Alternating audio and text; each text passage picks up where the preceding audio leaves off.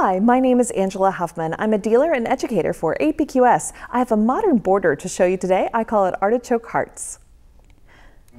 I start out with just a curve. So just a simple S curve.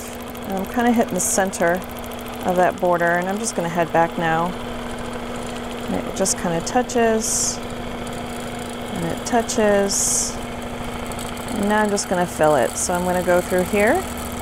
And I'm just going to put little kind of spiky things. You can make like little S curves out of them too. I'm just going to layer them in there. And then I'm going to get out and I'm going to go to the next one. So, little like S curves just to fill that space and go to the next one.